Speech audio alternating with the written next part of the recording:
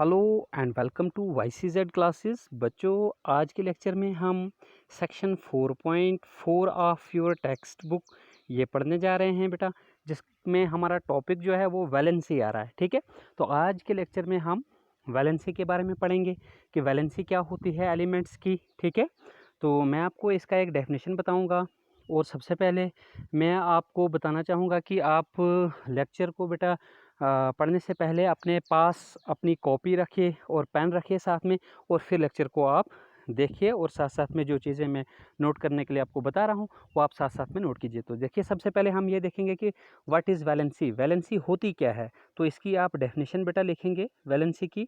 तो लिखिए the combining capacity, the combining capacity of the combining capacity of an element is called valency। तो किसी भी element की कंबाइनिंग कैपेसिटी को हम बच्चों वैलेंसी कहते हैं। अब आप ये सोचने लगे होंगे कि सर कंबाइनिंग कैपेसिटी का मतलब क्या हो गया।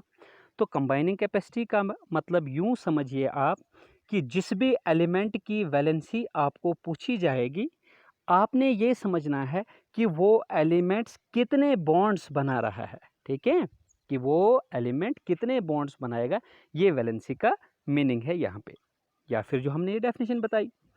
तो देखिए यहाँ पे थोड़ी सी इसकी डिस्क्रिप्शन पढ़ते हैं हम। इसकी जो डिस्क्रिप्शन है, ठीक है, ये हम पढ़ते हैं। यहाँ पे है, we have learned how the electrons in an atom are arranged in different shells और ऑर्बिट्स। अगर आपको पिछले लेक्चर्स अच्छे से समझ में आ गए हों तो अभी तक हमने ये सीखा है कि एक एटम के अंदर डिफरेंट शेल्स और डिफरेंट ऑर्बिट्स जो होते हैं उनमें हम इलेक्ट्रॉन्स किस तरह से जो है वो डिस्ट्रीब्यूट या अरेंज कर पाते हैं। जैसे हमने इसे प्रीवियस लेक्चर में यही टॉपिक पढ़ा था, how are electrons distributed in various shells that is orbits. तो the electrons present in the outermost shell of an atom are known as valence electron. देखिए, ये भी एक इंपॉर्टेंट पॉइंट है बच्चों। अगर आपसे कोई पूछता है कि वैलेंस इलेक्ट्रॉन्स क्या होते हैं, अभी तो वैलेंस ही बोला था ना मैंने डेफिनेशन, तो अब वैलेंस इलेक्ट्रॉन तो आप बताएंगे the number of electrons, the number of electrons present in valence shell. Valence shell का दूसरा नाम है outermost shell of an atom are known as valence electrons. तो जो इलेक्ट्रॉन्स किसी एटम के वैलेंस शेल यानी आउटर मोस्ट शेल में प्रेजेंट होते हैं उन्हें हम वैलेंस इलेक्ट्रॉन या आउटर मोस्ट इलेक्ट्रॉन्स कहते हैं। ठीक है, आउटर मोस्ट शेल इलेक्ट्रॉन्स कहते हैं। तो यहाँ तक हम ये बात कह रहे हैं कि the electrons present in the outermost shell of an atom which are called as valence electrons from the Bohr Bury scheme. जो बोर-बरी प्रिंसिपल मैंने आपको बताया था बच्चों पिछले लेक्चर में, we also know that the outermost shell of an atom can accommodate a maximum of 8 electrons। बोर-बरी principal जो हमने पिछले लेक्चर्स में पढ़ा, और मैं आपको एक चीज़ बोर-बरी प्रिंसिपल के बारे में नहीं बता दूं बेटा, बोर-बरी प्रिंसिपल को हम N+L रूल भी कहते हैं। क्या कहते हैं? N+L रूल भी हम इसको कहते हैं। N+L रूल का मतलब, जो जब भी हम किसी एलिमेंट की इलेक्ट्रॉनिक कॉन्फ़िगरेशन लिखते हैं, तो अभी आपकी क्लास थोड़ी छोटी है, जैसे हम आगे आगे आप आगे आगे क्लासेस में जाते जाओगे, मतलब आगे प्रमोट होते जाओगे आप, तो वहाँ पे हम क्या देखेंगे बेटा, यानी आप क्या देखोगे वहाँ पे कि इलेक्ट्रॉनिक कन्फिग्रेशन जिसको हम कहते हैं कि distribution of electrons in various shells, कि इलेक्ट्रॉन्स को डिस्ट्रीब्यूट करना वेरियस शेल्स या ऑर्बिट्स में, इस चीज़ को हम इलेक्ट्रॉनिक कन्फिग्रेशन कहते हैं। तो अभी आपको इस तरह से पढ़ाई गई कि के शेल में कितने इलेक्ट्रॉन है, एल शेल में कितने इलेक्ट्रॉन है, उसके बाद आपका एम शेल आता है उसमें कितने इलेक्ट्रॉन है। ठीक है, और फर्स्ट शेल हमारा के शेल हुआ है, सेकंड शेल हमारा एल शेल है, थर्ड शेल हमारा एम शेल है, एंड सो ऑन। फिर ये डिपेंड करता है कि किस एलिमेंट में कितने शेल्स आते हैं as per the atomic number of that element. तो अब यहाँ पे मैं जो कह रहा हूँ आपको कि आगे आगे जो इलेक्ट्रॉनिक कन्फिग्रेशन आप पढ़ेंगे बेटा, वो आप पढ़ेंगे कुछ इस तरह से 1s2 2s2 हैं 2p। इसके लिए आप बहुत सारी चीज़ें पढ़ोगे, थोड़ा ये लंबा हो जाएगा।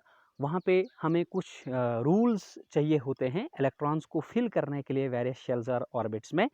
तो जैसे आप याद रखेंगे फ़िलहाल इतना थोड़ा सा कि ऑफा बाई प्रिंसिपल हमें वहाँ पे यूज़ होगा इस चीज़ के लिए हैं, हमें वहाँ पे क्या कहते हैं पॉलीज एक्सक्लूजन प्रिंसिपल वो यूज़ होगा वहाँ पे, और Hund's rule of maximum multiplicity या सिंपली हुंड्स रूल जो है वहाँ पे हमें यूज़ होता है।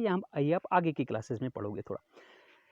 कहने का मतलब ये है कि हमें हमारे पास, जैसे मैं लिख रहा हूँ ये ऑर्बिटल्स के नाम हैं बेटा, कि 1s मैंने बताया आपको, 2s बताया मैंने आपको, ठीक है। तो हम किसी ऑर्बिटल कोई दो ऑर्बिटल्स में ये डिसाइड कर सकते हैं कि किसकी एनर्जी कम है और किसकी एनर्जी ज़्यादा है, उसका ये n+l करके हम पता कर सकते हैं। n क्या होता है, ये प्रिंसिपल क्वांटम नंबर, फिलहाल आपको क्वांटम नंबर्स पता नहीं है, ये थोड़ा लंबा हो जाएगा, ठीक है। आप ये हायर क्लासेस का कॉन्सेप्ट है, तो फिर आप इतना याद रख लीजिए कि ये कोई n वैल्यू होती है, ठीक है, जिसको मैं आपको बता रहा हूँ प्रिंसिपल क्वांटम नंबर, ठीक है। Quantum number set of 4 numbers होते हैं जो कि डिस्क्राइब करते हैं किसको, या which gives us information about the electron वगैरह, ठीक है। तो ये प्रिंसिपल क्वांटम नंबर और ये एजिमुथल क्वांटम नंबर होता है l, इन दो का सम करके हम वहाँ से फिर देखते हैं कि उन ऑर्बिटल्स में, जैसे देखिए थोड़ा सा अगर आप इंटरेस्ट रखते हैं, जैसे मान लीजिए कि मेरे पास बेटा 1s ऑर्बिटल है, ठीक है, एक मेरे पास 2s ऑर्बिटल है, ठीक है। दोनों s ऑर्बिटल तो हैं, लेकिन ये एक 1 है एक 2 है। ये 1 का मतलब पता क्या है, 1 का मतलब है कि इसका जो n का वैल्यू है, n इज इक्वल टू 1। अगर आपने ध्यान दिया हो मेरे पिछले लेक्चर्स में, जब मैंने बोर्स मॉडल आपको बताया, मैंने बड़ी बार बताया आपको कि बेटा जब एटम होता है ये स्फेयर होता है, इसके बीच में न्यूक्लियस होता है पॉजिटिवली चार्जेड, ठीक है, और यहाँ इलेक्ट्रॉन होता है जो कि रिवॉल्व करता है इसके न्यूक्लियस के बाहर, और जब ये एक सर्कुलर पाथ करता है तो एक शेल या ऑर्बिट जिसको हम कहते हैं वो बनता है। फिर इसी तरह से ये दूसरा शेल बनाता है, इसी तरह से तीसरा शेल बनाता है एंड सो ऑन।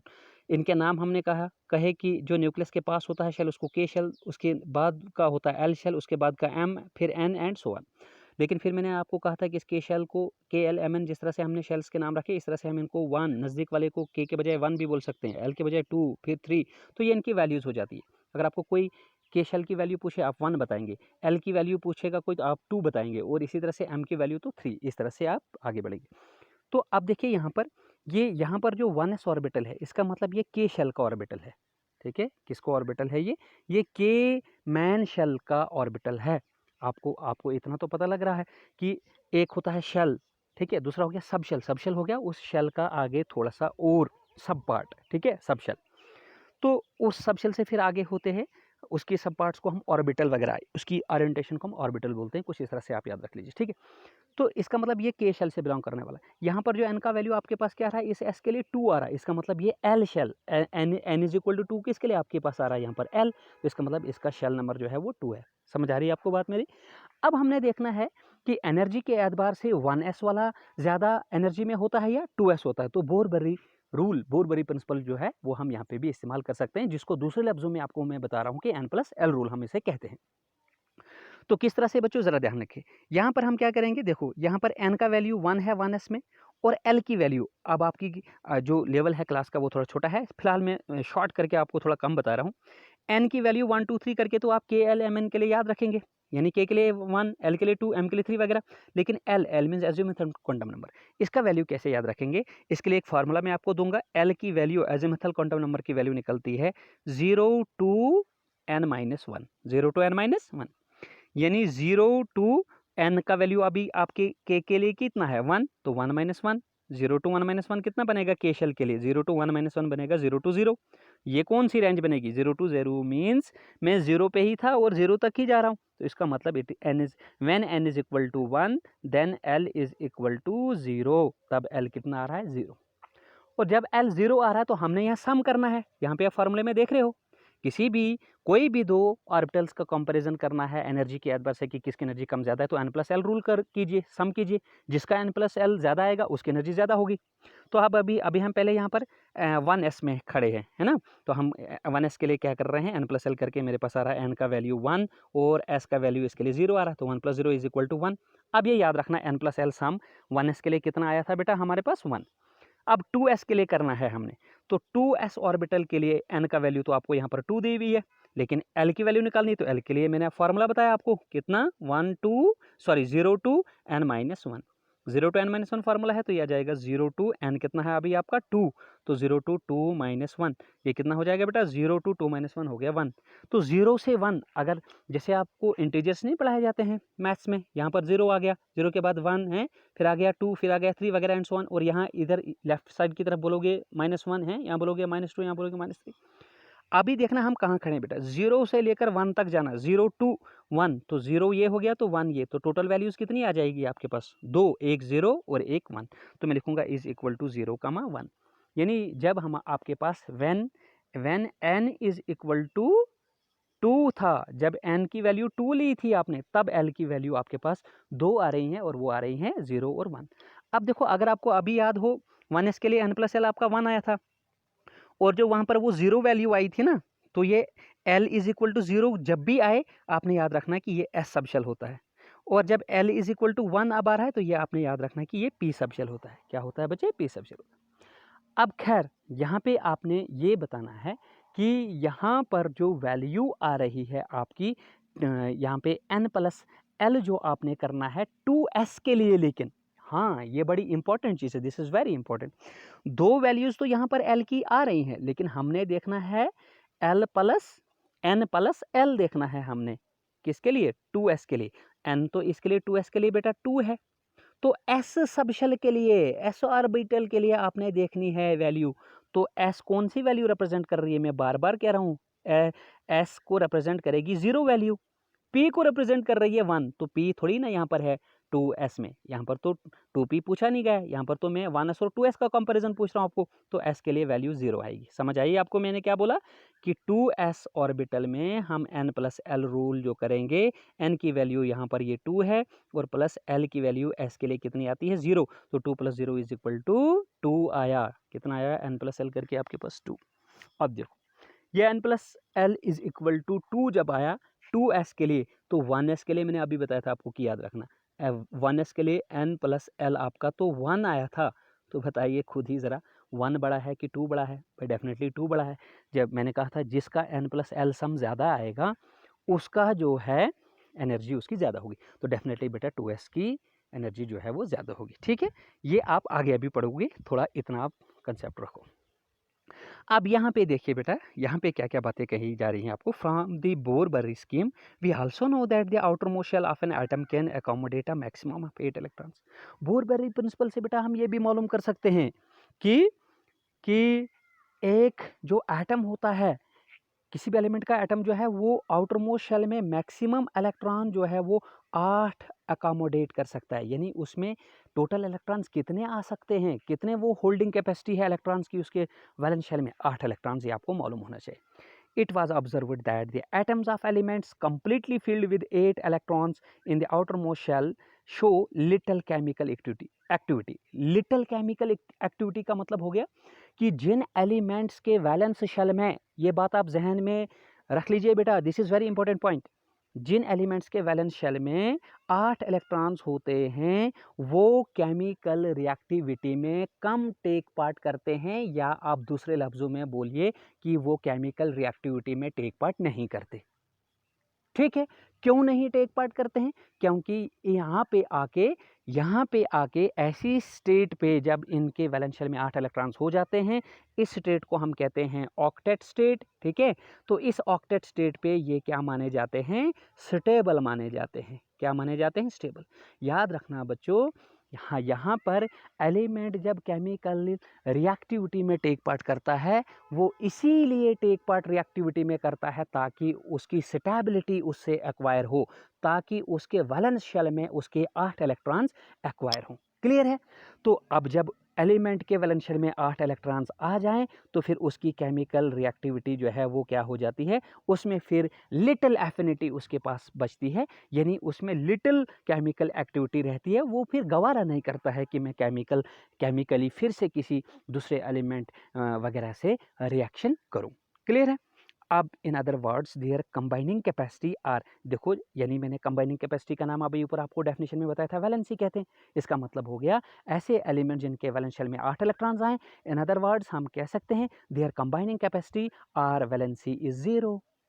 क्या बोलेंगे उनकी कंबाइनिंग कैपेसिटी को? 0। इसका मतलब जब उनके पास 8 इलेक्ट्रॉन हो गए तो उनकी कंबाइनिंग कैपेसिटी तब क्या होगी, 0 होगी उनकी कंबाइनिंग कैपेसिटी। तब क्या होगी बेटा, 0 होगी कंबाइनिंग कैपेसिटी उनकी। क्लियर है? वो वैलेंसी निकालने का बच्चों तरीका बताऊंगा। देखिए, आप चेक करेंगे किसी भी एलिमेंट, जिस एलिमेंट की आपको वैलेंसी पूछी जाएगी, आप देखेंगे कि उस एलिमेंट के वैलेंस शेल में कितने इलेक्ट्रॉन हैं। जैसे मैं आपको फार्मूला बताऊंगा, अगर किसी भी एलिमेंट के वैलेंस शेल में 1 से लेकर तो 4 तक के इलेक्ट्रॉन्स हों, ज़रा बात ध्यान से समझना बच्चों, ये जो फार्मूला बता रहा हूँ ये वैलिड होगा एस और पी ब्लॉक एलिमेंट्स के लिए। किसके लिए? एस और S and P block elements के लिए। जिन एलिमेंट्स के वैलेंस शेल में 1 इलेक्ट्रॉन हो, 2 हो, 3 हो, यानी मैक्सिमम 4 हो, 1 से लेकर 4 तक के इलेक्ट्रॉन्स हो, उन एलिमेंट्स के लिए वैलेंसी जो मैंने अभी बताई वही नंबर ऑफ इलेक्ट्रॉन उनकी उन एलिमेंट्स की वैलेंसी मानी जाती है, और वही नंबर ऑफ इलेक्ट्रॉन्स ऐसे एलिमेंट्स की वैलेंस इलेक्ट्रॉन काउंट माना जाता है। क्लियर है? यानी ऐसे एलिमेंट्स के लिए वैलेंस इलेक्ट्रॉन और वैलेंसी सेम होती है। लेकिन जिन एलिमेंट्स में 1 से लेकर 4 तक के इलेक्ट्रॉन्स आएँ, जैसे मैं आपको बताऊं, जैसे अभी आपको कल के पिछले वाले लेक्चर्स में जो है हमने फर्स्ट 18 एलिमेंट्स तक आपको वाकिफ़ करा है, उसका स्ट्रक्चर बताया, आपको शेल बनवाए हैं उनके, जैसे कि ये डायग्राम आपके यहाँ पर अभी भी पड़ी हुई है। ठीक है, तो आप यहाँ से वाकिफ़ हो बच्चों। तो मैं अगर आपको बताऊँ यहाँ पे कि बच्चों मुझे बोरान का बताओ, ठीक है, बोरान का एटॉमिक नंबर बताओ। अब आपने ये फर्स्ट 18 एलिमेंट्स तो आपको टिप्स पे होने चाहिए। आप बताओगे मुझे फटाफट से, सर बोरान का एटॉमिक नंबर जो है Z=5 है। कितना है इसका एटॉमिक नंबर? 5। इसका मैं बताऊंगा आपको इलेक्ट्रॉनिक कन्फिगरेशन बताइए, तो आप मुझे बताएंगे इसका इलेक्ट्रॉनिक ब्रेकअप जो इलेक्ट्रॉन्स का आप करेंगे। पहला वाला शेल आएगा के, उसमें मैक्सिमम 2n², बोर्स फार्मूला दिया मैंने, समझाया मैंने आपको। 2n², आप मतलब किसी भी मैन शेल में कितने इलेक्ट्रॉन्स आएंगे वो आप 2n² से मालूम कर सकते हैं। तो के शेल के लिए आपको मैंने बताया कि के शेल के लिए n का वैल्यू कितना होता है। के शेल के लिए n का वैल्यू 1 होती है, एल शेल के लिए n की वैल्यू 2 होती है, एम शेल के लिए n की वैल्यू 3 होती है। इसको याद रखो, एंड सो ऑन। तो के शेल के लिए निकलेगा 2 × 1², तो जो कि आएगा ओवरऑल =2, क्योंकि 1² आएगा 1, उसको 2 से मल्टीप्लाई करके ओवरऑल 2 आएगा। तो के में हम रखेंगे 2 इलेक्ट्रॉन, क्योंकि मैंने 5 इलेक्ट्रॉन यहाँ पे डिस्ट्रीब्यूट करने हैं। एटॉमिक नंबर 5 होने का मतलब हो गया 5 प्रोटॉन 5 इलेक्ट्रॉन है इसमें। जितने प्रोटॉन्स होते हैं एटम में, उतने इलेक्ट्रॉन्स भी होते हैं न्यूट्रल एटम में। तो यहाँ पे आप उसके बाद 3 इलेक्ट्रॉन्स बच गए, तो वो नेक्स्ट शेल आएगा एल। उसमें एल शेल में लगते हैं आपके मैक्सिमम 8 इलेक्ट्रॉन, लेकिन 8 इलेक्ट्रॉन तो हमारे पास यहाँ बचे नहीं है इस एलिमेंट बोरान के। अब बचे हैं हमारे पास 2 जमा कितना करें कि 5 आ जाए, 3 इलेक्ट्रॉन। तो देखो फार्मूला 1 से लेकर 4 तक के इलेक्ट्रॉन्स इस एलिमेंट में, इस बोरान एलिमेंट में वैलेंस शेल में 1 से लेकर 4 तक वाला फार्मूला यूटिलाइज हो रहा है। इसमें 3 इलेक्ट्रॉन है। अब अगर मैं आपसे पूछूं बच्चों बताओ बोरान की वैलेंसी क्या है, वीडियो को पॉज करो और अपने आप से पूछो, फिर आंसर करो। तो उसके बाद आपको आंसर मिलेगा कि बोरान की वैलेंसी 3 है। अब दूसरा सवाल पूछूंगा कि बच्चों बोरान के वैलेंस इलेक्ट्रॉन कितने हैं, तो बोरान के वैलेंस इलेक्ट्रॉन भी 3 है। क्लियर है? अब देखना, अब मैं बताऊंगा कि प्यारे बच्चों नाइट्रोजन आइटम आपको सही हो गया होगा। नाइट्रोजन एलिमेंट का आइटम, इसका आपने स्ट्रक्चर बना दिया है। क्लियर है? देखो यहाँ पे मैं आपको बताऊँ कहाँ पे है नाइट्रोजन, ये है नाइट्रोजन आपका इधर, ठीक है, इस जगह पे। तो यहाँ पे आप देखोगे कि नाइट्रोजन का एटॉमिक नंबर Z कितना है, 7 है। इसका डिस्ट्रीब्यूशन ऑफ इलेक्ट्रॉन, जिसको आप इलेक्ट्रॉनिक कन्फिगरेशन बताओगे, वो कितना आएगा आपके पास, 2 और आएगा आपके पास 5, यानी के शेल में 2 इलेक्ट्रॉन और एल वैलेंस शेल में 5 इलेक्ट्रॉन आएंगे। आप बोलो जो फार्मूला बताया था मैंने 1 से लेकर 4 तक इलेक्ट्रॉन्स, वो इसमें यूटिलाइज, वो इसमें लगेगा? बिल्कुल भी नहीं लगेगा। क्यों? क्योंकि इस एलिमेंट में वैलेंस शेल में 4 से इलेक्ट्रॉन एक्सीड हो गया, ज़्यादा हो गया, इसमें यह फार्मूला काम नहीं आएगा। तो जिन एलिमेंट्स में वैलेंस शेल में 4 से इलेक्ट्रॉन ज़्यादा हो जाएगा, उन एलिमेंट्स की वैलेंसी और वैलेंस इलेक्ट्रॉन में बेटा डिफरेंस आ जाता है। चलिए, वैलेंसी और वैलेंस इलेक्ट्रॉन में डिफरेंस तो आ जाता है, लेकिन वैलेंसी ऐसे एलिमेंट्स की सर कैसे निकालते हैं, तो ऐसे एलिमेंट्स की वैलेंसी निकालते हैं। अब देखो मैंने कहा कि एलिमेंट जब रिएक्ट करता है तो अपने आप को स्टेबल करने के लिए रिएक्शन करता है, रिएक्टिविटी में टेक पार्ट करता है, और स्टेबिलिटी ऑक्टेट पे मानी जाती है जनरली। लेकिन कुछ एलिमेंट जैसे हाइड्रोजन, जैसे हीलियम या लिथियम वगैरह, इनके लिए डुप्लेट स्टेट पे, डुप्लेट का मतलब कि अगर इनके वैलेंस शेल में 2 इलेक्ट्रॉन्स भी हैं तो भी ये स्टेबल माने जाते हैं।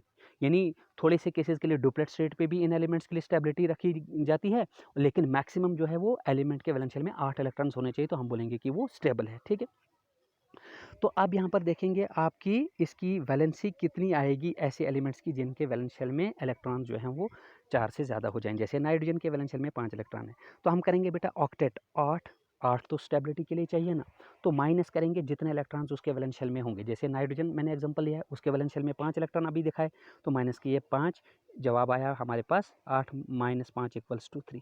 तो हमारे पास इसकी वैलेंसी निकल रही है 3, लेकिन इसके वैलेंस इलेक्ट्रॉन्स हैं 5। नाइट्रोजन का केस था ना, इसकी कन्फिग्रेशन 2 के शेल में इलेक्ट्रॉन और एल शेल में 5, वैलेंसी इसकी 3 लेकिन वैलेंस इलेक्ट्रॉन इसके 5। क्लियर हो गया? जो है आप किसी भी एलिमेंट के लिए जिस एलिमेंट में, यानी वो एलिमेंट जो मैं बता रहा हूँ कोई सा भी, वो एस और पी ब्लॉक की मैं बात कर रहा हूँ। जो डी ब्लॉक एफ ब्लॉक होता है उनकी वैलेंसी जो है वो वेरिएबल होती है, वो आप आगे आगे सीख लेंगे। ठीक है, अभी आपका थोड़ा सा जो है लो स्टैंडर्ड है, आप यहाँ तक इतना याद रख लीजिए यहाँ पे। ठीक है, तो जिन एलिमेंट्स में वैलेंस शेल में इलेक्ट्रॉन 4 से ज़्यादा हो जाएगा, उसमें मैंने आपको क्या बताया कि ऑक्टेट में से वो नंबर ऑफ इलेक्ट्रॉन्स माइनस कीजिए, आपके पास वैलेंसी मिल जाएगी। देखिए मैंने जैसे 8 - 5 किया, 3 मुझे नाइट्रोजन की वैलेंसी मिल गई, और 5 जो था वो इस नाइट्रोजन का वैलेंस इलेक्ट्रॉन रहा। ठीक है, तो अगर नाइट्रोजन में आपको कोई पूछे कि कितने इलेक्ट्रॉन्स हैं वैलेंस शेल में, तो 5, और अगर वैलेंसी पूछी जाए तो 3। ठीक है, इसी तरह से, या फिर आप ऐसे भी कर सकते हो, अगर आपने 8 - 5 के बजाय किया कि वैलेंस इलेक्ट्रॉन कितने थे सर नाइट्रोजन में, 5, तो जमा करेंगे आप कितना इलेक्ट्रॉन ताकि ये 8 हो जाए, ऐसे भी कर सकते हो उल्टा, है ना। तो प्लस आंसर आपका आएगा 3। तो ये 3 आपकी दोनों केसेस में क्या होगी, वैलेंसी ऑफ नाइट्रोजन। ठीक है बच्चों, तो अब हम आगे बढ़ते हैं थोड़ा सा यहाँ से। ठीक है, अब मैंने यहाँ पे बता, हाँ आप देखो यहाँ पे कह रहा था ये कि वैलेंसी जो है किसकी, ऐसे एलिमेंट्स की जिसके वैलेंस शेल में 8 इलेक्ट्रॉन आ जाते हैं, तो उसकी वैलेंसी 0 है। तो इसकी वैलेंसी कैसे 0 है, जैसे मान लो कि वैलेंस वैलेंस इलेक्ट्रॉन में 8 इलेक्ट्रॉन है किसी भी एलिमेंट में, मैं अभी आपको एग्जांपल दूंगा, और फिर ऑक्टेट, मैंने कहा ऑक्टेट 8 को ही कहते हैं, तो एलिमेंट ऐसा है कि उसके वैलेंस शेल में 8 इलेक्ट्रॉन ऑलरेडी हैं, और -8 करोगे तो वैलेंसी क्या आएगी, 0। वैलेंसी मतलब इसको कंबाइनिंग कैपेसिटी करने की ज़रूरत नहीं है। क्लियर है? जैसे मैं आपको एग्जांपल देता हूँ, मान लीजिए कि बच्चा नोबल गैसेस जो है बच्चों, जैसे मान लीजिए हीलियम है, हीलियम में तो डुप्लेट होगा, उसके बाद नियॉन है, हाँ नियॉन का एग्जाम्पल आप दे सकते हो। नियॉन का एटॉमिक नंबर जो है वो है कितना, 10, Z = 10। इसका इलेक्ट्रॉनिक कन्फिग्रेशन है, के शेल में 2 इलेक्ट्रॉन, एल शेल में 8 इलेक्ट्रॉन। ठीक है, वैलेंस शेल इसका सेकंड शेल है, एल शेल, और जिसमें कि 8 इलेक्ट्रॉन है। अब बोलो इसकी वैलेंसी क्या है, तो कोई बच्चा बताए इसकी वैलेंसी 8 है, जो कि गलत है। इसके वैलेंशियल इलेक्ट्रॉन 8 हैं, वैलेंशियल इलेक्ट्रॉन इसके 8 हैं, ये दुरुस्त है, लेकिन इसकी वैलेंसी 0 है। क्यों 0 है, जो मैंने फार्मूला दिया था आपको कि जो नंबर ऑफ इलेक्ट्रॉन्स आएगा वैलेंस शेल में 8 है, -8 कर लो, 8 - 8 कितना आ गया, 0 आ गया।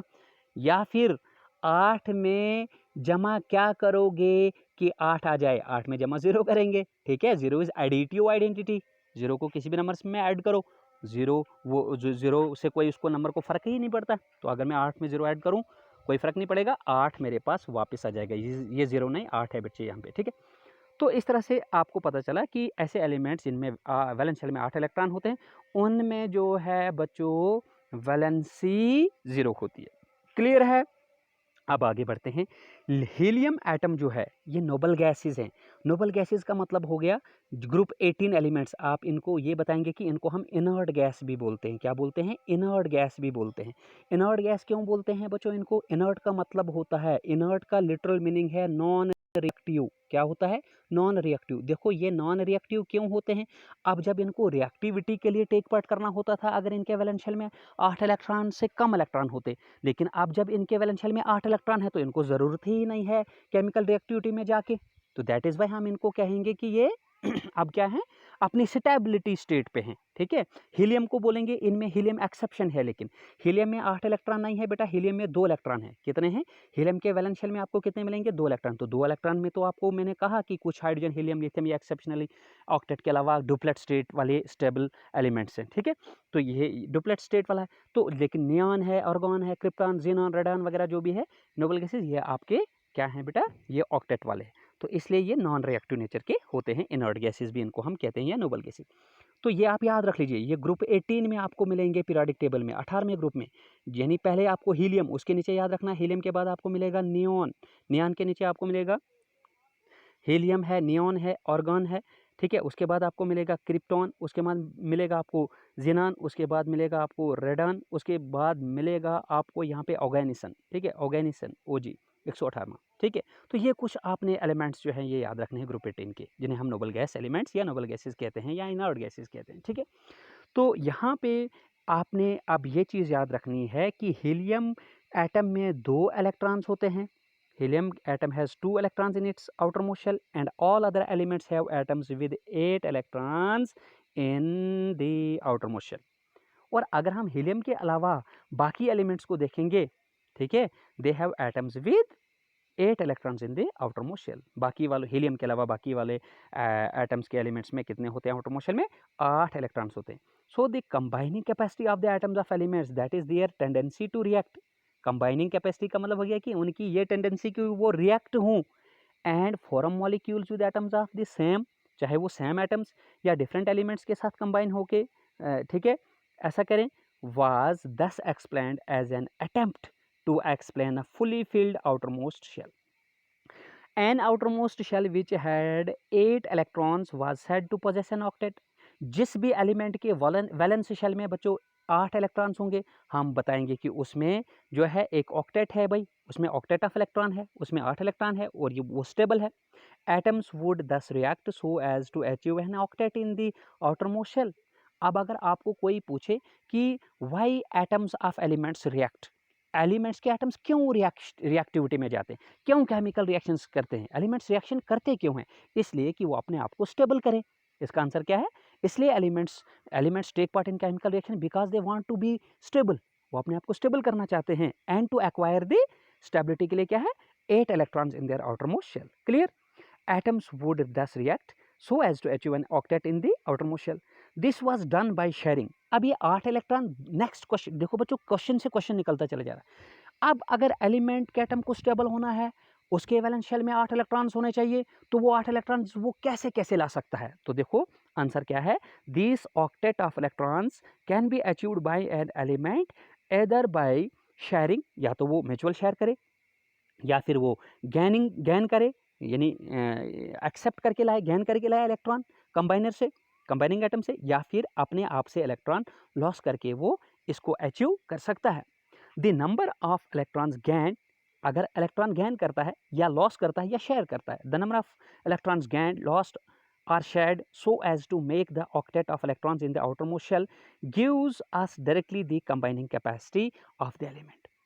बड़ी इंपॉर्टेंट इंफॉर्मेशन है, बहुत इंपॉर्टेंट पॉइंट है बच्चों, अगर आप ध्यान दोगे, कंसंट्रेशन बनाइए रखिए, प्लीज़ प्लीज़ मैं आपको रिक्वेस्ट करता हूं कि लेक्चर के दौरान में कंसंट्रेशन बना के रखिए। देखिए बड़ा मज़ा आएगा आपको लेक्चर सुनते वक्त, ठीक है, काफ़ी इंटरेस्टिंग टॉपिक चल रहा है, ठीक है। आगे जाके आपको परेशानी आती है बच्चों, आप बेसिक जो केमिस्ट्री है इसको समझिए, बेसिक केमिस्ट्री जानना बहुत ज़रूरी है आजकल के दौर में। अगर आप चाहते हैं कि आपका कोई टारगेट है कि I have to do something, हैं कि मुझे फ्यूचर में कुछ ना कुछ जो है अपना टारगेट प्लान किया हुआ है आपने कुछ करना है, तो बी स्ट्रांग हैं, आप मेहनत कीजिए, आज से ही हो जाएगा डेफिनेटली। तो मैं आपको यहाँ पे बता रहा हूँ कि ये यहाँ से आपको एक आइडिया मिलता है, gives us directly the combining capacity of, ठीक है, किसकी बेटा? एलिमेंट की। That is the valency discussed in the previous chapter, जो अपने प्रीवियस चैप्टर, इससे पिछला चैप्टर जो आपने पढ़ा था, जैसे फॉर एग्जांपल हम हाइड्रोजन की बात करें, लिथियम की बात करें, सोडियम एटम की बात करें,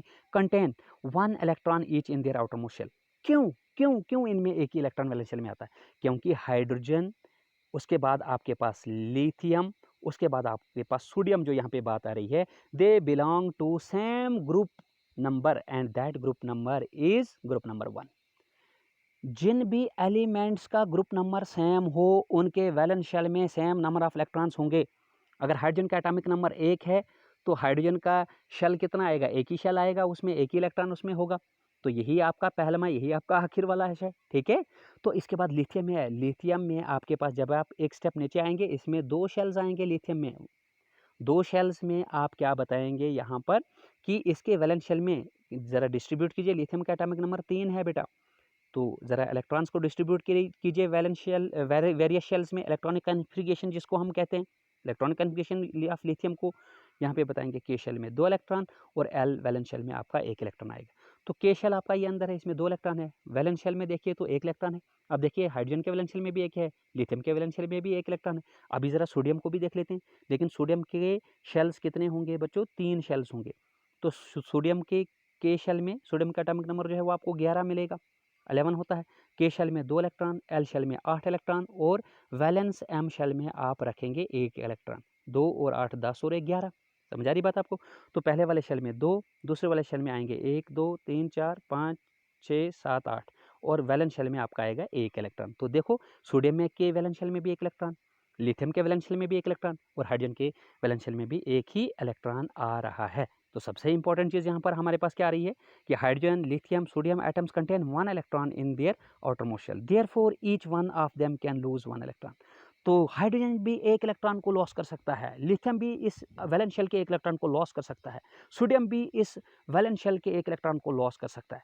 सो they are said to have valency of 1। इसलिए आप क्या कहोगे? इसलिए आप कहोगे कि इन एलिमेंट्स की, जैसे हाइड्रोजन, जैसे लिथियम, जैसे सोडियम के वैलेंस शेल में 1 इलेक्ट्रॉन प्रेजेंट होने के कारण इनकी वैलेंसी सर 1 होती है, ये आप याद रखेंगे। क्लियर है बच्चों? So they are said to have valency of 1। Can you tell? अब देखिए यहाँ पे आपको पूछा जा रहा है, कैन यू टेल, क्या आप बोल सकते हैं? क्या जी बोलिए, हम बता देंगे। What is the valency of magnesium and aluminium before seeing below? बेटा ऑनेस्टली आप नीचे मत देखिए, आप यहाँ पे या किसी दूसरी जगह से आंसर मत ढूंढिए, हम यहाँ पे निकालते हैं, ठीक है। यहाँ पे किसकी वैलेंसी आपको पूछी गई है? मैग्नीशियम की और एल्युमिनियम की। लेकिन सबसे पहले मैं आपको बता दूं कि आप अपने आप से पूछेंगे क्या मैग्नीशियम और एल्युमिनियम एक ही ग्रुप से बिलोंग करने वाले हैं? तो आंसर है नहीं। मैग्नीशियम जो है आपका सेकंड ग्रुप से बिलोंग करने वाला है, ठीक है। और जो एल्युमिनियम है ये आपका ग्रुप नंबर 13 से बिलोंग करने वाला है। अब एटॉमिक नंबर याद होने चाहिए। मैग्नीशियम का एटॉमिक नंबर जो है Z=12 है, लेकिन तो ग्रुप नंबर 2 में है। एल्युमिनियम का एटॉमिक नंबर 13 है, लेकिन ये है आपका कहाँ पर? ये है आपका ग्रुप एल्युमिनियम का एटॉमिक नंबर जो है वो आपका कितना है बेटा? 13 है। और ये है आपका किस जगह पे? ठीक है, यह है आपका ग्रुप नंबर 13 में ही है, 13th ग्रुप में, ठीक है। जहाँ यानी बोरान फैमिली में हम बोलेंगे इसको, बोरान फैमिली में ये है 13 में। और एल्युमिनियम का एटॉमिक नंबर भी 13 है। तो सबसे इंपॉर्टेंट चीज़ है, ग्रुप एटॉमिक नंबर भी इसका 13 है और ग्रुप नंबर भी इसका 13 है। तो ये काफ़ी इंटरेस्टिंग इन्फॉर्मेशन है। इसका कॉन्फ़िगरेशन बनाएंगे एल्युमिनियम का 2 और 8 10 और 3 13, के शेल में 2, एल शेल में 8 और एम वैलेंस शेल में 3 इलेक्ट्रॉन।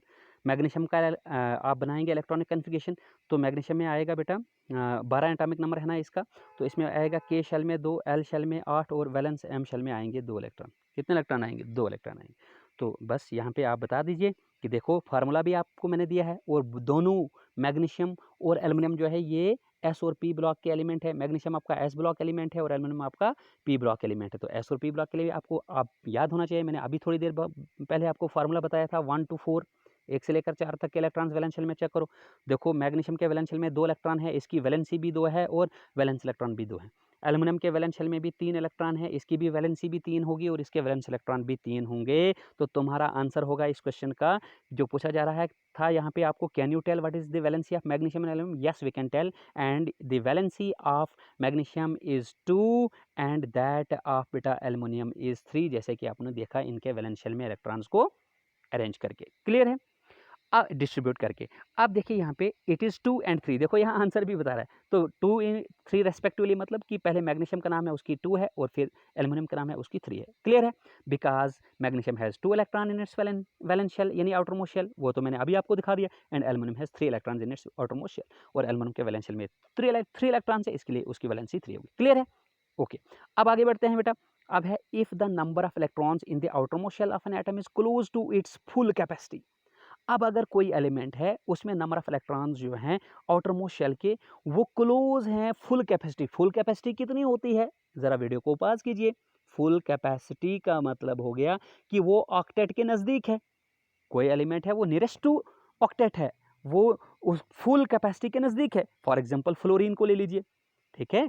फ्लोरीन एलिमेंट को अगर हम ले लेंगे, ये एक आपका हेलोजेंस का पहला मेंबर है। हेलोजेंस जिनको ग्रुप 17 एलिमेंट्स कहते हैं, इतना आप फिलहाल याद रख लीजिए। इनको हेलोजेंस नाम इसलिए पड़ता है कि हेलो का मतलब होता है सी और जेन का मतलब होता है प्रोडक्शन, तो ये सी प्रोडक्ट होता है, इसलिए इनको हेलोजेंस कहते हैं ग्रुप नंबर 17 को बेटा, ठीक है। जिनमें फ्लोरीन आता है, जिनमें क्लोरीन आता है, जिनमें ब्रोमीन आता है, जिनमें आयोडीन आता है, एस्टेटिन आता है, ठीक है। और फिर उसके बाद टेनिजाइन आता है 117th एलिमेंट बीन में, ठीक है। तो यहाँ पे हम कह रहे हैं आपसे ये बात कि अगर यहाँ पे बेटा number of electrons in the outermost shell of an atom is close to full capacity अगर हो, then valency is determined in a different way, तब वैलेंसी डिफरेंट, और वो डिफरेंट वे वही है जो मैंने आपको बता दिया है पहले, जो यहाँ पे ये बताना चाह रहा है टेक्स्ट बुक, जहाँ आपको ये बात इस समय कहना चाह रही है, ये मैंने आपको पहले ही बता दी कि वहाँ पर आपको उसको कैसे निकालोगे। फ्लोरीन एटम है 7 इलेक्ट्रॉन्स। अब फ्लोरीन का एटॉमिक नंबर कितना है भाई, पहले बता दीजिए। Z इज इक्वल टू 9, 9 है ना 9 एटॉमिक नंबर फ्लोरीन का।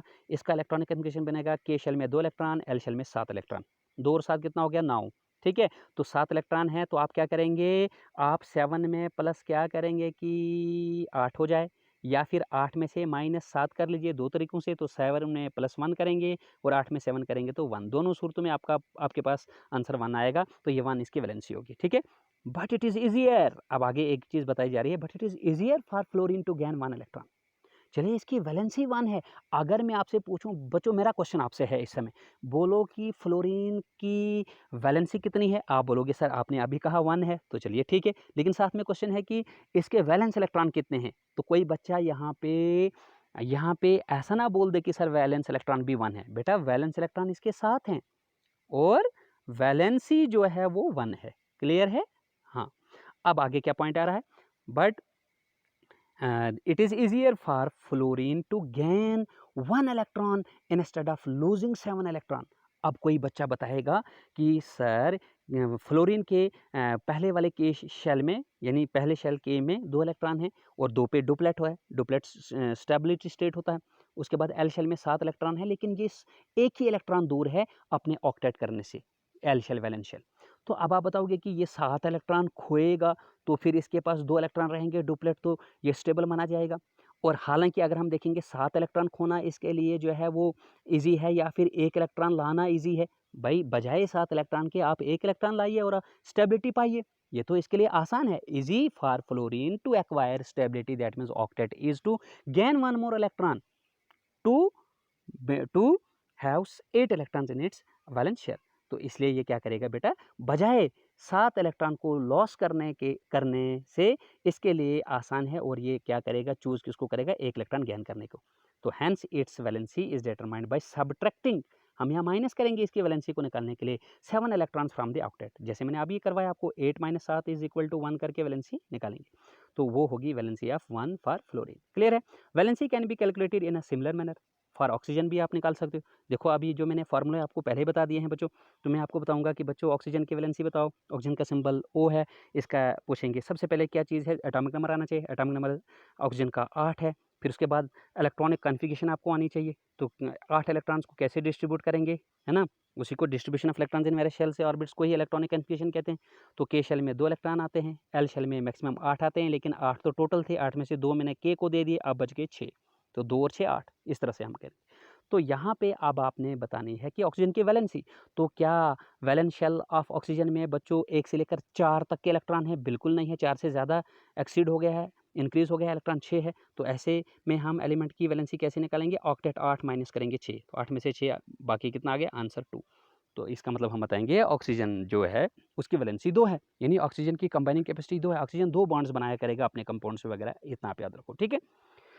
अब आप बताएंगे कि इसके साथ आपके ऑक्सीजन के वैलेंस शेल के इलेक्ट्रॉन्स, तो वैलेंस शेल के इलेक्ट्रॉन्स आपके 6 है ना, 2 और 6, वैलेंस शेल में जो 6 इलेक्ट्रॉन आपने लिखे वो उसके वैलेंस शेल के इलेक्ट्रॉन है, लेकिन वैलेंसी इसकी 2 है। अब यहाँ पर है कि इसी तरह से आप जो है ऑक्सीजन की जैसे आपने बेटा वैलेंसी निकाली, इसी तरह से आप किसी भी एलिमेंट की वैलेंसी जो है वो निकाल सकते हैं। Therefore an atom of each element has a definite combining capacity called its valency. इस तरह से किसी एलिमेंट के एटम की जो है वो क्या हो सकती है, एक डेफिनेट कंबाइनिंग कैपेसिटी हो सकती है, जिसको हम वैलेंसी कहते हैं। Valency of the first 18 elements is given in the last column of table 4.1। ये टेबल 4.1 मालूम है कहाँ पे है बेटा, ये है टेबल 4.1। ये टेबल 4.1 का जो आपको मैं इससे इंट्रोड्यूस करवाऊंगा, लेकिन नेक्स्ट लेक्चर में वीडियो लंबी हो जाएगी। लेकिन फिलहाल जो मैंने जितनी बातें आपको बताई, आप खुद भी टेबल इसको देख सकते हो जो टेबल 4.1 यहाँ पर है। लेकिन मैं आपसे प्रॉमिस करता हूँ कि नेक्स्ट लेक्चर में आपको मैं पहले टेबल 4.1 से इंट्रोड्यूस करवाऊंगा। यही बातें वहाँ पर भी है जो मैंने वैलेंसी वगैरह बताई, वहाँ पे आपने देखना है इस टेबल में कि यहाँ पे जैसे एलिमेंट फर्स्ट 10 एलिमेंट की, चलिए बता ही लेते हैं बेटा। चलिए अब थोड़ा सा वीडियो लंबा हो ही जाएगा, लेकिन चलो 2-4 मिनट का मसला है, कर लेते हैं। तो हाइड्रोजन का सिंबल H है, एटॉमिक नंबर 1 है ना। नंबर ऑफ प्रोटॉन्स हाइड्रोजन मैंने आपको बताया जितना एटॉमिक नंबर उतना प्रोटॉन। एटॉमिक नंबर 1 है, प्रोटॉन 1 है, उतना ही इलेक्ट्रॉन नंबर भी होगा। तो नंबर ऑफ इलेक्ट्रॉन 1, लेकिन नंबर ऑफ न्यूट्रॉन यहाँ आप देख रहे हो कि कुछ भी नहीं है। लेकिन मैंने आपको बताया थी, ये बात मैंने पिछले लेक्चर्स में भी बताई थी कि हाइड्रोजन जो है ये आइसोटोपिक फॉर्म में होता है। आइसोटोप्स ऐसे एलिमेंट होते हैं जिनका एटॉमिक नंबर सेम होता है, लेकिन एटॉमिक मास जो है वो डिफरेंट होता है। तो मैंने आपको कहा था कि हाइड्रोजन 1 हाइड्रोजन 1 2 और हाइड्रोजन 1 3 में प्रेजेंट होता है। इसको हम और मैंने कहा था कि सिर्फ एक एलिमेंट है जिसका नाम हाइड्रोजन है, जिसके आइसोटोप्स का एक स्पेशल नाम होता है। बाकी जितने भी एलिमेंट्स आइसोटोपिक फॉर्म में होते हैं उनके लिए कोई स्पेशल नेम नहीं होता है। तो हाइड्रोजन H11 को हम प्रोटियम कहते हैं, H12 को हम ड्यूटेरियम कहते हैं या हैवी हाइड्रोजन भी इसको बोलते हैं, और H13 को हम ट्रिटियम या ट्राइटियम बोलते हैं। क्लियर है? तो लेकिन यहाँ पर जो आप देखो, हम न्यूट्रॉन नंबर मैंने पिछले लेक्चर्स में आपको सिखाया है, हम मास नंबर, ये आपका ए मास नंबर को हम ए से डिनोट करते हैं, एटॉमिक नंबर को हम जेड से डिनोट करते हैं। ए माइनस जेड करके हम बेटा क्या निकालते हैं, न्यूट्रॉन नंबर निकालते हैं। तो 1-1 कितना आता है, प्रोटियम में 0, कोई न्यूट्रॉन नहीं है। और यहाँ ड्यूटेरियम में 2-1 जो है 1 न्यूट्रॉन है, और ट्रिटियम में जो है 3-1 2 न्यूट्रॉन है। अब आप बताएंगे सर यहाँ पर 0 क्यों दिखाया गया, यहाँ पर नील क्यों है नंबर ऑफ न्यूट्रॉन्स हाइड्रोजन के लिए? इसलिए बच्चों की ये ऑर्डिनरी हाइड्रोजन जब भी हम लिखते हैं, मैंने आपको बार बार पिछले लेक्चर्स में भी बताया, वो होता है प्रोटियम। कौन सा होता है? प्रोटियम। तो प्रोटियम में कोई न्यूट्रॉन नहीं होता है, इसलिए यहाँ पर खाली रख दिया गया। क्लियर है? नंबर ऑफ इलेक्ट्रॉन 1 है, तो इसमें के शेल में देखो distribution of electron in various shells का ही नाम इलेक्ट्रॉनिक कन्फिगरेशन है बच्चों। तो यहाँ पर जो है कितना इलेक्ट्रॉन है, 1 इलेक्ट्रॉन है, तो वो कहाँ जाएगा, के शेल में जाएगा। एल एम एन वगैरह इसके लिए खाली रहेगा। तो इसकी वैलेंसी क्या मानी जाएगी, 1। ठीक है। हीलियम में एटॉमिक नंबर कितना आ गया, हीलियम का He सिंबल है, इसका एटॉमिक नंबर जो है वो आ गया बेटा 2। इसके नंबर ऑफ प्रोटॉन जो है वो 2 हैं, जितना एटॉमिक नंबर उतने प्रोटॉन। तो नंबर ऑफ न्यूट्रॉन्स को हम बाद में देखेंगे, पहले देखेंगे नंबर ऑफ इलेक्ट्रॉन्स। तो नंबर ऑफ इलेक्ट्रॉन्स यहाँ पर कितने हैं आपके पास, हीलियम के 2 हैं। तो 2 जब हैं यहाँ पर बेटा न्यूट्रॉन, तो यहाँ पे फटाफट से आप क्या करेंगे, अब आप बताएंगे सर 2 प्रोटॉन हैं, 2 है इलेक्ट्रॉन, तो न्यूट्रॉन कैसे 2 आ गए, 2 ही न्यूट्रॉन? तो मैं आपको बता रहा हूँ कि mass number minus atomic number करना होता है। तो हीलियम का जो एटॉमिक मास है वो आप लेंगे बेटा कितना, 4 लेंगे। तो 4 माइनस आप एटॉमिक नंबर 2 करेंगे, तो वो आ जाएगा आपके पास आंसर 2। तो इस वजह से यहाँ न्यूट्रॉन 2 होगा। क्लियर है? तो अब के शेल में आप कितने इलेक्ट्रॉन रख रहे हैं, हीलियम का एटॉमिक नंबर 2 है, तो इसमें इलेक्ट्रॉन कितने हैं, 2 हैं। तो वो 2 इलेक्ट्रॉन आप के शेल को, क्योंकि के में मैक्सिमम इलेक्ट्रॉन कितने लगते हैं, 2। तो फिर एल शेल में, एम शेल में, एन शेल में कोई इलेक्ट्रॉन नहीं होगा, क्योंकि इलेक्ट्रॉन खत्म हो गए हीलियम के पास, 2 ही थे, वो के शेल को दे दिए। तो इसकी वैलेंसी कितनी है, इसकी वैलेंसी 0 है। इसकी वैलेंसी कितनी है, 0 है। क्यों इसकी वैलेंसी 0 है? क्योंकि यहाँ पर आप बताएंगे कि सर इसको डुप्लेट चाहिए होता था, स्टेबिलिटी स्टेट इसकी डुप्लेट पे है, तो वो 2 इलेक्ट्रॉन इसमें आ चुके हैं, तो अब इसको जो है केमिकल रिएक्टिविटी में टेक पार्ट करने की कोई ज़रूरत है नहीं। तो इसी तरह से हम नेक्स्ट लेक्चर में बेटा बाकी वाले एलिमेंट्स का आपको बताएंगे, यही टेबल इसी तरह से कि सिंबल क्या है, एटॉमिक नंबर क्या है, नंबर ऑफ प्रोटॉन्स क्या हैं, नंबर ऑफ न्यूट्रॉन्स क्या हैं, नंबर ऑफ इलेक्ट्रॉन्स क्या हैं। तो और फिर साथ में ही मैं आपको ये वाला क्वेश्चन भी बताऊंगा, या फिर आप खुद से कर सकते हैं कि how will you find the valency of chlorine, sulphur and magnesium. तो चलिए मैग्नीशियम का अभी हमने किया भी था। तो क्लोरीन जो है, सबसे पहले आप इसका सिंबल लिखेंगे, इस क्वेश्चन का आंसर करेंगे। क्लोरीन का सिंबल डाल दिया आपने, है ना। तो क्लोरीन का एटॉमिक नंबर लिखेंगे, Z = 17 है। इलेक्ट्रॉनिक कन्फिगरेशन लिखेंगे यहाँ पे, के शेल में 2 इलेक्ट्रॉन, एल शेल में 8 इलेक्ट्रॉन, और वैलेंस एम शेल में यहाँ पर आएंगे आपके पास 7 इलेक्ट्रॉन। 2 और 8 10 और 7 17, 7 इलेक्ट्रॉन्स यहाँ पर आ रहे हैं। तो आप बताओगे यहाँ पे कि ये तो इस फार्मूले में 1 to 4 फार्मूले में आएगा ही नहीं बेटा। तो यहाँ पे लगेगा ऑक्टेट 8 माइनस करेंगे 7, ऑक्टेट 8 माइनस 7 किया तो आंसर आ गया 1। तो क्लोरीन की वैलेंसी निकल गई आपके पास कितनी, 1। Valency of chlorine is 1। Clear है? लेकिन अगर आपको वैलेंस इलेक्ट्रॉन पूछे कोई तो वो 7 है, लेकिन वैलेंस इलेक्ट्रॉन आपको पूछे नहीं गए हैं, वैलेंसी पूछी गई यहाँ पर, तो hence the valency of chlorine is 1। Clear है बच्चों? इसी तरह से आप करोगे। वैलेंसी ऑफ सल्फर है, अब तो सल्फर का सिंबल डाल दीजिए, इसका एटॉमिक नंबर लिख लीजिए। सल्फर का एटॉमिक नंबर जो है वो आपको आना चाहिए, सल्फर का एटॉमिक नंबर है 16। कितना है, 16। आप लिखेंगे distribution of electrons in various shells, यहाँ पर के शेल में 2 इलेक्ट्रॉन, एल शेल में 8 इलेक्ट्रॉन, और एम वैलेंस शेल में लिखेंगे आप 2 और 8 10 और 6 इलेक्ट्रॉन। इसके वैलेंस शेल में कितने इलेक्ट्रॉन है बेटा, सल्फर में 6 इलेक्ट्रॉन है। तो 6 इलेक्ट्रॉन्स की वैलेंसी कैसे निकालेंगे आप, यहाँ पर जब 6 इलेक्ट्रॉन्स होंगे वैलेंस शेल में आप निकालेंगे, यहाँ पर आप करेंगे इसी तरह से, ऑक्टेट 8 माइनस कीजिए 6 इक्वल्स टू आपके पास कितना आंसर आएगा, 2। तो 2 valency of sulphur is 2। Clear है? इसी तरह से करेंगे आप मैग्नीशियम, तो मैग्नीशियम मैंने आपको पहले भी बताया है, फिर भी बता रहा हूँ। चलो मैग्नीशियम का सिंबल लिख दो आप Mg, और मैग्नीशियम का एटॉमिक नंबर जो है Z इज इक्वल टू कितना है, 12 है। तो आप लिखेंगे K शेल में 2 इलेक्ट्रॉन, L शेल में 8 इलेक्ट्रॉन, और वैलेंस M शेल में आप लिखेंगे 2 इलेक्ट्रॉन। ये 1 to 4 फार्मूले में आ रहा है, तो यहाँ सीधा सीधा आप देख रहे हैं कि वैलेंस आउटर मोस्ट शेल में जो है वो 2 इलेक्ट्रॉन है, तो इसकी वैलेंसी भी यहाँ पर 2 है। आप लिखेंगे hence the valency of magnesium is 2, and valence electron भी इसके 2 ही रहेंगे। तो होप कि आपको ये पूरा लेक्चर जो है आज का बेटा समझ में आ गया। आज हम इतना ही पढ़ेंगे, और मैं आपको यकीन दिलाता हूँ कि अगर आपको पूरा लेक्चर के दौरान अगर आपको कंसंट्रेशन रहता है तो डेफिनेटली आपको लेक्चर पूरा जो है वो समझ में आ जाएगा। इन केस अगर आपको कोई भी दिक्कत रहती है, कहीं पे कोई क्वेश्चन का पार्ट कोई समझ में नहीं आता है, तो आप मुझे कमेंट करके पूछ सकते हैं। तो आज के लेक्चर में इतना ही। Goodbye, take care, stay fit and stay safe. और लास्ट पे बेटा एक चीज़ मैं आपको बताऊं कि अगर आप चैनल पे नए हैं, अभी तक आपने चैनल सब्सक्राइब नहीं किया है, और फोर्सबली नहीं बता रहा हूँ ये बात आपको मैं फ्रेंडली बता रहा हूँ, और ये बता रहा हूँ कि अगर आपको मेरे लेक्चर्स अच्छे लगते हैं तो चैनल को बेटा प्लीज़ सब्सक्राइब कीजिए, अपने फ्रेंड्स के साथ शेयर कीजिए मेरे लेक्चर्स को ज़्यादा से ज़्यादा, और साथ में ही जो बेल आइकन है उसको भी प्रेस कीजिए, ताकि फ्यूचर में जो भी मैं वीडियो अपलोड करता हूँ उसका नोटिफिकेशन आप तक सबसे पहले आ जाए। तो आज के लेक्चर में इतना ही। Goodbye, take care, stay fit and stay safe.